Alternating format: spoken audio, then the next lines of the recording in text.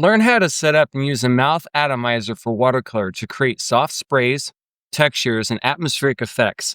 Plus, a simple setup trick that makes it work properly every time, almost.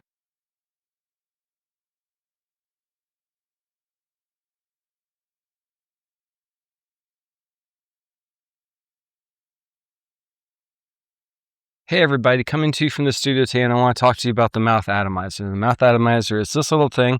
It's basically like a poor man's airbrush. And if you're going to take one of my workshops, before you take the workshop, I want you to practice with this and get this to work. If you can't get this to work, sometimes you get people who can't get these things to work, then you don't take the workshop, we're going to be doing a lot of the mouth atomizing.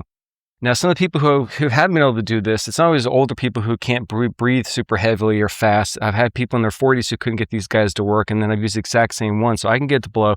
I don't know why some people can't get these to work. There was one lady tried to take my workshop. She was in her 40s, not a smoker, great health and everything. She just could not get this stuff to work. So I do want you to practice this before you show up at the workshop and not be able to get this to work and be very disappointed. If you go on Amazon or eBay or to the art supply store, there are different types of atomizers. I'm not sure which one this even is called anymore. It's not the Pat Dews one.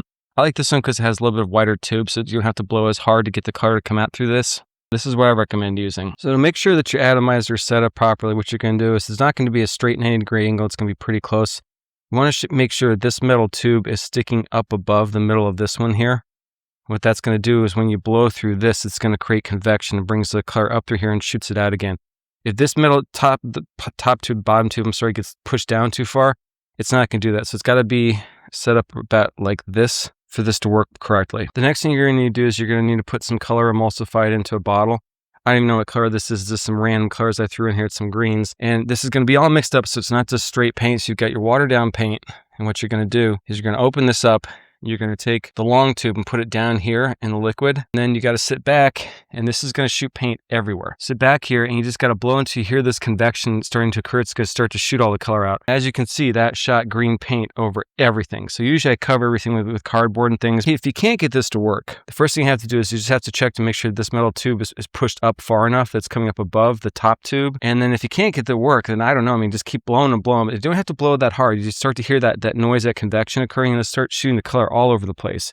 So before you take the workshop, this is what I want you to try. And I made a mess of myself. Look at this. Ugh. I think we're using a cobalt turquoise or something. Probably not a good idea. This is not going to come off my hands. If you enjoyed this content, please hit subscribe. If you're interested in all the materials used in this painting, check out the YouTube description below. Thank you for watching, and happy painting.